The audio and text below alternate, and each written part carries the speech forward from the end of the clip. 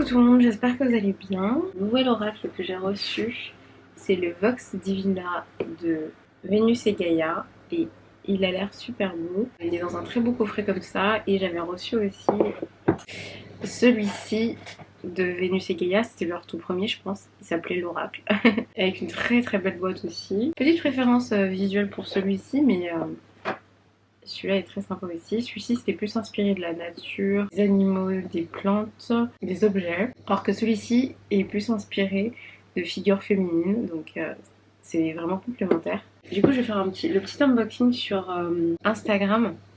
Mais je voulais quand même vous le montrer parce qu'il est quand même super beau. Ça c'était le premier, donc l'oracle. Avec, comme je le disais, inspiré de la nature, etc. Les cartes sont plutôt brillantes, mais elles sont vraiment très très jolies. Moi, là, il n'est pas du tout dans l'ordre, ni même les cartes sont sûrement peut-être inversées, je sais pas. Parce qu'on peut le lire à la fois à l'endroit et inversé. Et il y a un guide pour le lire dans les deux sens. Ça, c'est vraiment très très bien, je trouve. Très joli. Le dos des cartes est comme ça. Bon, j'espère que vous verrez un petit peu parce que comme c'est brillant, ça... pas forcément très facile à filmer pour moi en tout cas, mais il est très sympa celui-là. Je l'ai utilisé, il me semble d'ailleurs, pour mon tirage de la semaine dernière. Là aujourd'hui, cet oracle-ci, il y a moins de cartes par rapport à l'autre, mais comme je l'ai dit, il est complémentaire, hein, donc le dos est comme ça et l'avant avec des figures féminines de plein d'origines différentes et ça c'est très cool. J'avais envie de montrer ça aussi sur Instagram, donc je vais filmer ça. Et il y a aussi le guide. Pareil aussi pour le premier, le guide est là aussi. Donc ça c'est très bien. Et moi j'aime bien avoir des petits guides papier. Donc voilà, c'est ma petite découverte du jour. Et aussi je pense que je vais le purifier un petit peu avec mon bois de Palo Santo. Et purifier un petit peu mon espace ici aussi avec pour bien démarrer cette semaine. Je vais faire des petites photos pour les stories en fait Instagram de tirage d'aujourd'hui. Je pense que je vais faire ça.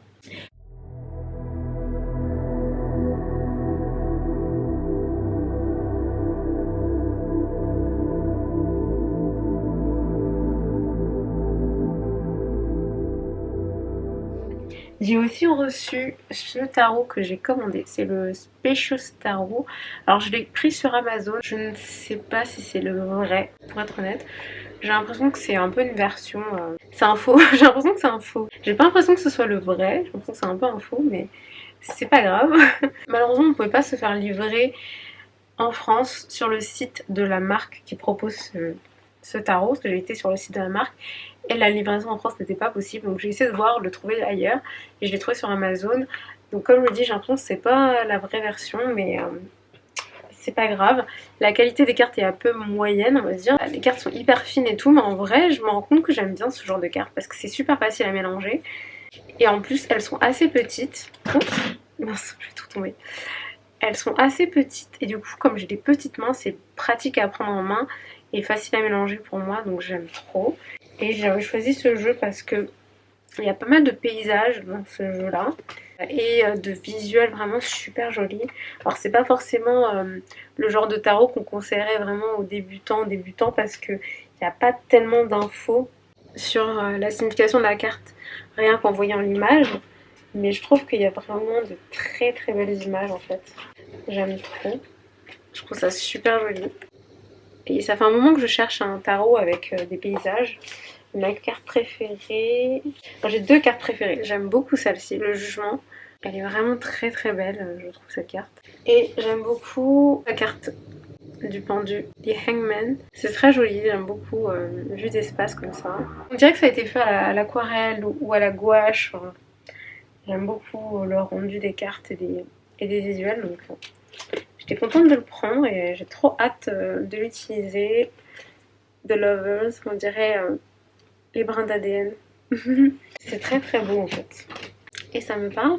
Par contre, effectivement, il n'y a pas de guide dans ce jeu-là, donc j'utiliserai mes autres guides en fait pour les significations. Et puis comme je commence à connaître quand même les cartes de tarot, je commence à arriver à interpréter un petit peu sans forcément aller voir le guide à chaque fois pour le tarot, donc je suis plutôt contente. Je vais ranger mes cartes. C'est vrai que quand les cartes sont de très bonne qualité, plus épaisses et tout, bah, visuellement et en termes de toucher, de rendu, très agréable sur les mains et tout. Mais en même temps, quand on a les cartes films et brillantes, c'est plus facile à mélanger, ça glisse tout seul comme ça. Mais aussi surtout, je commence à enfin maîtriser le fait de mélanger les cartes comme ça.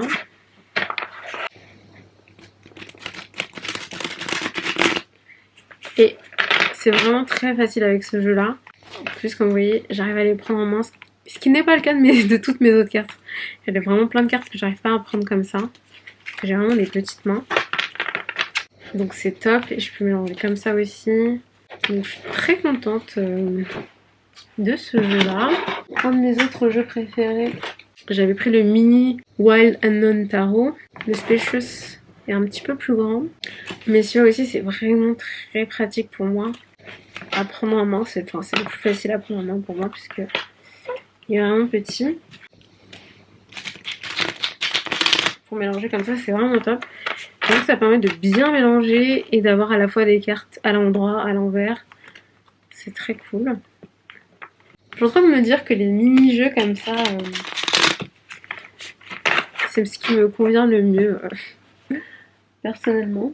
J'ai aussi le Threads of Fate que je vous avais montré dans ma vidéo où je vous montre tous mes jeux de tarot et d'oracle. N'hésitez pas à aller voir cette vidéo là. Je vous ai pas montré les tout derniers, là je vous les montre d'ailleurs aujourd'hui. Mais je vous ai montré le Threads of Fate. Je vous mettrai le lien de la vidéo en barre d'infos, ça vous intéresse. Le Threads of Fate, il est bien aussi parce qu'il est assez petit pareil. Celui-là c'est pas le vrai non plus, c'est un faux je pense.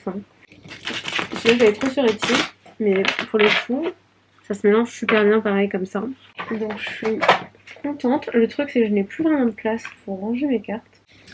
Donc je vais les mettre à côté. Mais vraiment trop contente de ce nouveau jeu. J'ai trop hâte de l'utiliser. Je sais pas vraiment où est-ce que je vais le ranger. Je vais essayer de le mettre là.